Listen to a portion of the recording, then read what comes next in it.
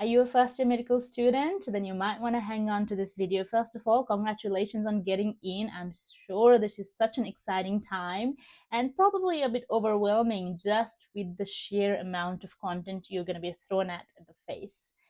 But I'm here today to share some study tips that I learned throughout last year. If you don't know me, I'm Pooja. I'm a second year medical student now, and just some things that I wish someone had told me before. So hopefully this is of some asset to you. First of all, note taking. I don't know how you like it to take your notes. Some people like to type it, some people like to write it. I like to write my notes, and I use the Notability app to do it. No, this is not sponsored at all, but I like this app because of a special feature that it has. Also, I learned about this feature pretty late, not at the beginning, but I hope it helps you. Like, it's not specific to medicine, you can use it for anything else, nursing, anything else you're studying.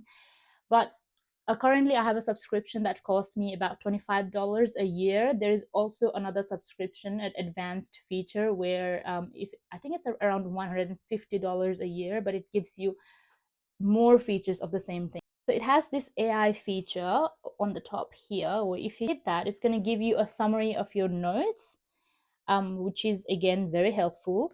But what I usually use it for is, like, you've got some options here. It's going to give you some quizzes that are very specific to the note that you have. Also, in addition to that, you also have some other options like flashcards and fill in the blanks.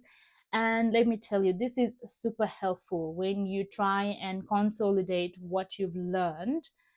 So if you have the specific notes, it's so helpful. So use that feature, and that's why I use Notability.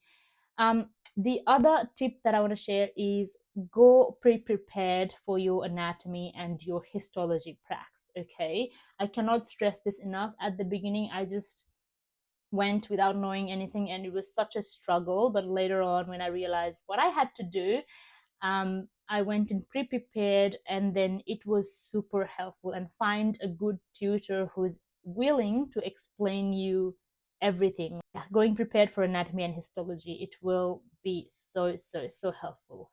Next is, at the end of the week, try and consolidate everything into a compact note.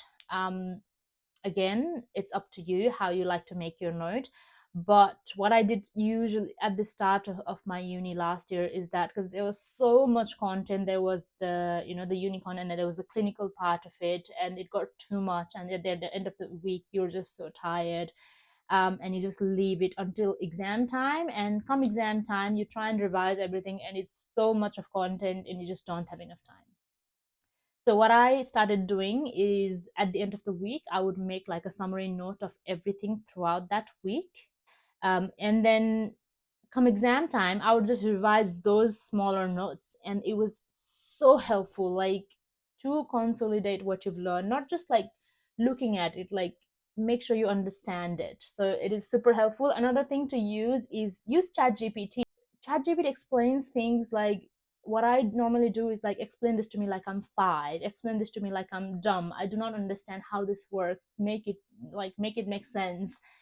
And that's the way, like, you have to, with medicine, it's not just why, like, it's not just this is a statement, you have to know the why and the how and the what and everything behind that statement. So if something happens in the body, why it happens, how it happens, you have to know the tiniest nitty gritty of everything. And it's just so hard sometimes. So if there's someone who, and for me, I am such a visual learner that if someone explains it to me, I understand it. Like, if I'm just passively reading, it does not make any sense to me. But if someone who's understood it before and makes me understand that, then it helps me. So that also really helped. Then the next one is with your OSCEs. Okay, so every week what happens is that you have a physical examination, a history taking, and a procedural skill like ECGs and stuff. When you come home after that clinical day, make sure you practice that scenario on someone, like a real person or a teddy bear. Like, I don't know if you've seen that video where I practiced an abdominal exam on a teddy bear last year. Yeah, just make sure you practice those OSCEs the day off, not just on the exam time. Okay, the more you practice, the easier it will become. Another thing really helped me is putting your phone on time lapse when you're studying. Okay, you don't have to post all the videos. I haven't posted like maybe hundreds of my study videos. I posted some, but what happens is that when you have the phone right next to you, you sort of want to check it every now and then. And when you have it on time lapse, you know it's like it's being used for something, so you don't get that. Yeah, if you're addicted like me.